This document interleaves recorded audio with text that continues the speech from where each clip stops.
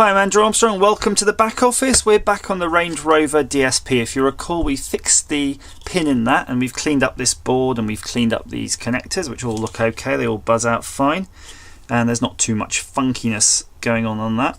I haven't put any conformal coating on here as I said I was going to do because I wanted to test it out first. So that's still an ongoing process. Actually though, tell a lie, I think I'll just put a little bit on just in case I forget. Once I fit it in I might forget. So conformal coating, by the way, just shake it up and then you just spray it on. It's literally as simple as that, and it'll take 24 hours to cure, but I've got some on there now, so that'll be fine. That can cure away in its own time. Just got to be careful not to put my thumb on it. Right, now someone had done a repair on this. It wasn't a great repair, but to be honest it was probably good enough, and I'm probably going to do the same. So what they've done, there's a pin here that's been mauled off.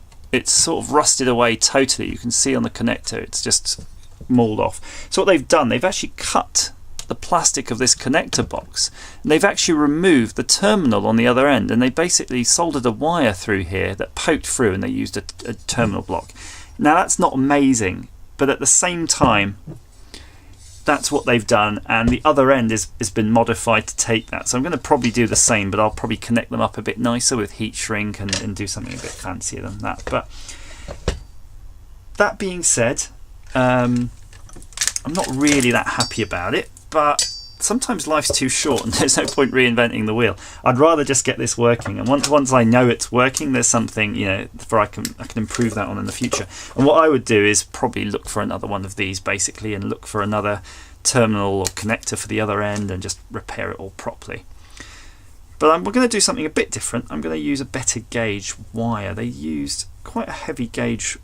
Sorry, I was going to say heavy gauge. They should have used a heavy gauge, but they used quite a light gauge. You can see how thick all these are. So I've got a heavier gauge piece of wire. You could go even heavier, to be honest with you, but this is all I have at hand right now. So I'm just going to solder that in. And the other thing they had, which was weird, it looked like an earth. So they'd been bonding an earth to this or from this. There's definitely a modification in the harness in a similar way they've done for power, but for ground. And I can't see what happened to that wire, so I think there was no ring terminal or anything on it. They just pinched it in the case or wrapped it around one of the screws. So what I'm going to do is I'm going to solder something in and route that through a hole. So we'll do that as well while we're here. So just going to... You can see why they've cut the case though. I mean, this is a really thick terminal to try to even screw onto, so solder onto. It's going to be very hard to get enough heat in there, and it would have been impossible to get through from the top, but well, I've done it. Maybe I've got better soldering iron than the sort of chap who did it, but you can see that's basically it. It's in there. It's pretty solid. I'm happy with that. And so I said what they've done is they've pulled out the terminal of the other end, so they push the connector over this and route it through. So it's nice to have that tinned. I've tinned that end because that's going to go in a terminal block. Not great, but okay, works in a pinch. If you were doing it yourself, for example, you could do it properly, and if you weren't going to do it properly, you could certainly work out other ways of achieving it. Like, you know, I'm going to show you now what I'm going to do for the ground. So they need to ground it, and what they had done is, I think, pinched it basically. I think they'd wrapped something around this lug and put it through, and that pinched it through.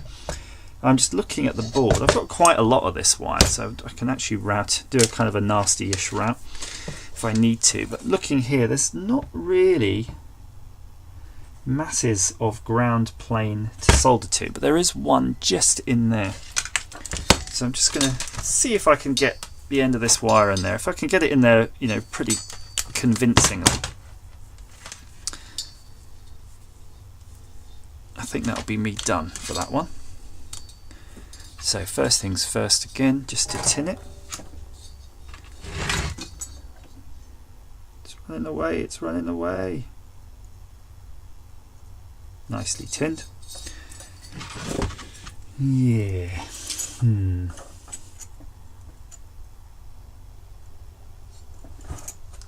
So it's extremely tricky. I do apologise for not being able to show you quite what I'm doing. only convincing place where it would even be possible to get in the ground, but it's also the most awkward place ever imaginable. So I've got a blob of solder in there. Should allow us to bond our wire on now. Be careful if you're doing this at home, because there's a lot of plastics around those connectors you could easily hit and you wouldn't even know you're doing it. Right, so that's in, but it's in really badly. I'm going to get my tweezers. Urgh. It's basically a heat sink at this point, so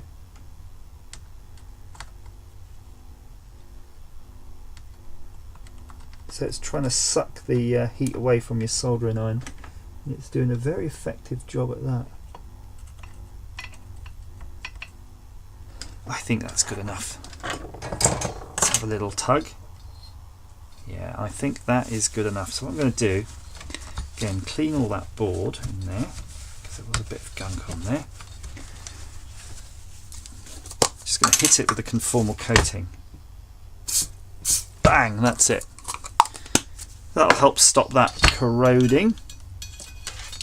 And I'm just going to go all around the houses. So it's a long piece of wire.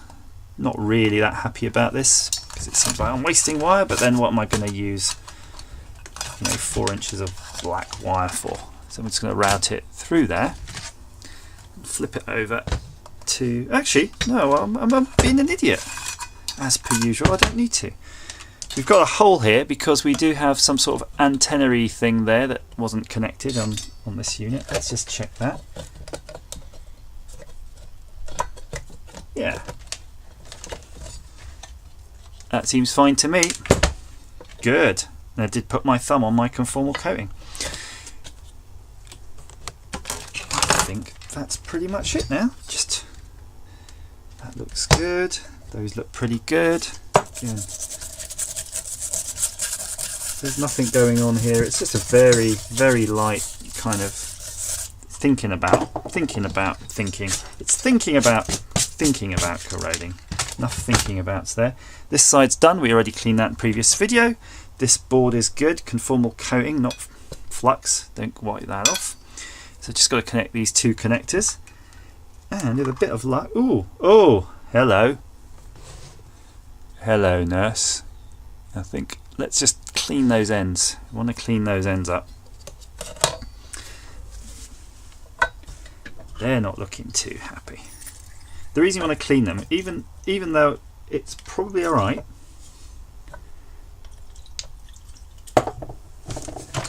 there's the off chance that you'll get a short across them if there is some gunk formed between the two sides. I think we're okay looking at it, but better safe than sorry. That's good. Yeah, we were alright with that. That was just me overreacting. While I'm at it here, one more spray of conformal.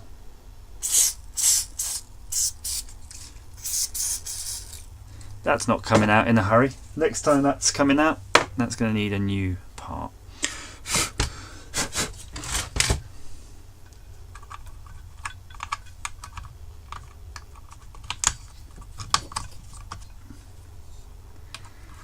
Automotive electronics, isn't it wonderful? No, it's not. It's horrible. You horrible creature. There we go. That's how I received it, and that's how I shall return it. But yeah, with a couple of new wires, but more importantly, that magic missing pin that was in there. Yeah, I think that's going to work fine. I'll report back probably if it doesn't. You'll see me pulling it apart again. As ever, thanks for watching.